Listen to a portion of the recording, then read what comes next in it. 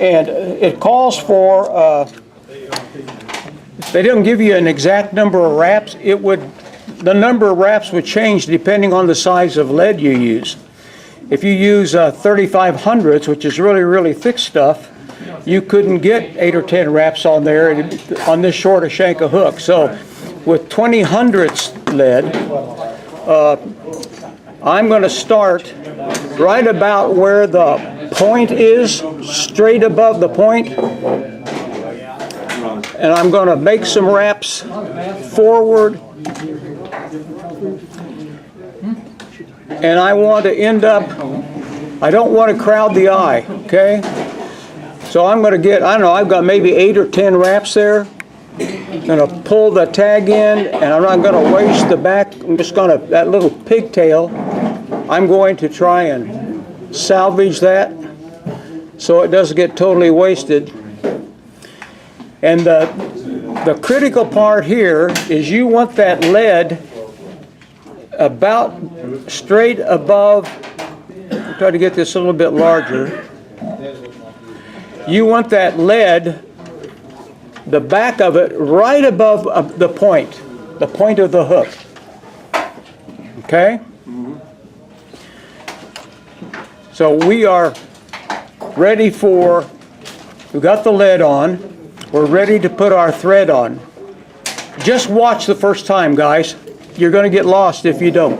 I will tie another one and we'll go through it step by step.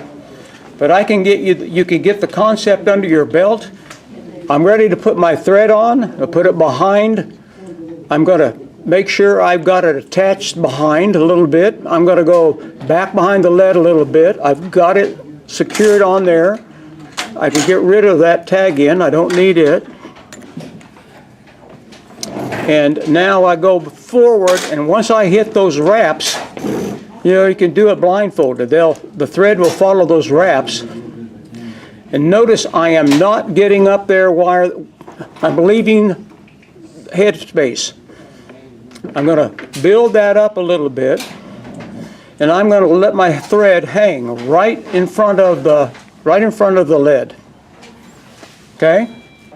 This is called strung marabou. They also make a marabou called woolly bugger marabou.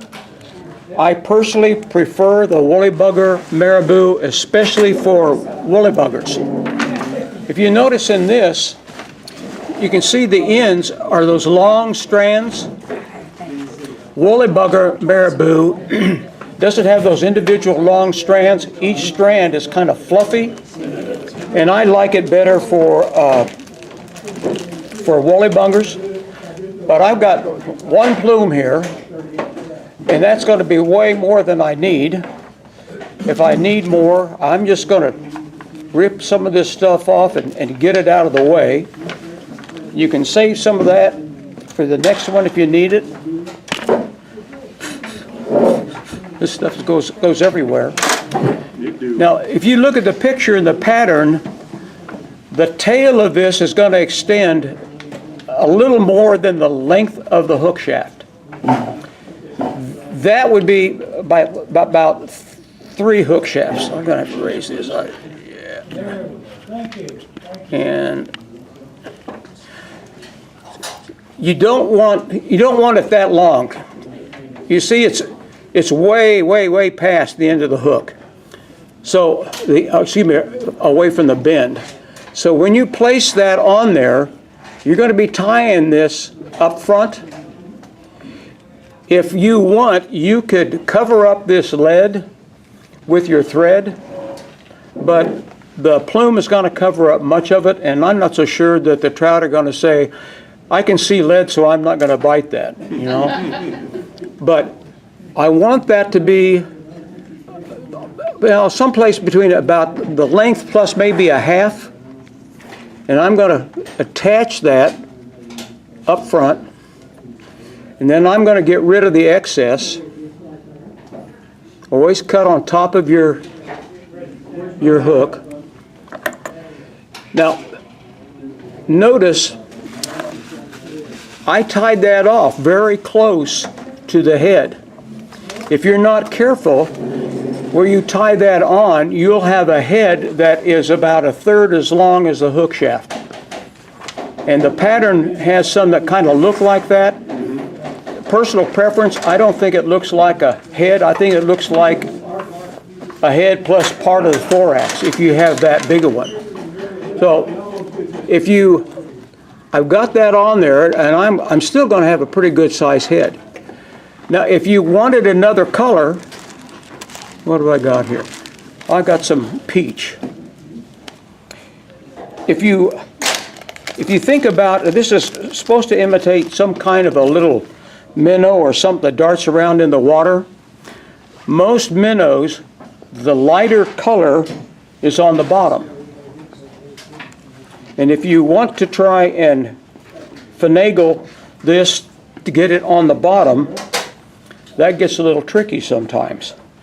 But it's another reason, if you do that, it also helps cover up the lead. So I'm going to put this on the back side, and I'm going to get it about the same length as my purple. Wet it, there you go. Wet it, and if you With the purple too. if you can tie that on the back side, it's going to have a tendency to kind of swing under when you tighten it. Okay? And Good. Absolutely perfect. I'm going to try and get rid of that. You the man. He couldn't do Okay. that without a camera. No. And then I'm going to try and form a little bit of a head. This is going to turn out fairly decent. And notice that the head is not a huge, gigantic, long head that extends way back on the hook. I just put enough on there so that I cover up all the marabou. Another little trick I've learned, especially if you're using black thread, if you have a black permanent marker, it will cover up a multitude of sins. You have a little bit that's hanging there, you can use that. Now I'm going to show you, this is a whip finish tool, but if I back this up a little bit, maybe you can see a little bit more how I use this. Once you get the hang of this, it's a piece of cake, and it saves you a ton of time. But you place it, I'm putting the thread, I'm going to go under, I'm going to flip that, and I'm going to make a cross with my thread, and every time I twist that handle, it free twists, that's a half hitch. So there's 5 half hitches right there. Pull that off, tighten my thread, clip that off, clear fingernail polish. And I take the brush, they all have a brush, which I like because it's very precise application, and I take all the gunk out of it and flatten it. And now if you can see I've got that cut into a point, and when I put the head cement on, I can get a very precise application with the other. If you don't trim it, it's a great big old blunt application. But with this, here's another little trick. Don Chapman told me this. I think he showed me this. I'm going to rest my left hand on my, I may turn it off doing. I'm going to rest my left hand on the vise and got a little finger on my applicator hand, have my thumb, and I'm going to use that as it helps me steady. And I'm going to put some of that head cement on. You don't want to get it in the marabou because it'll gunk it up pretty good. But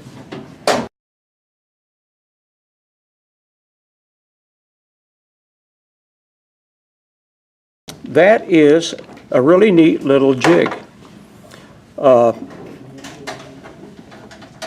Get it off of there and pass that around.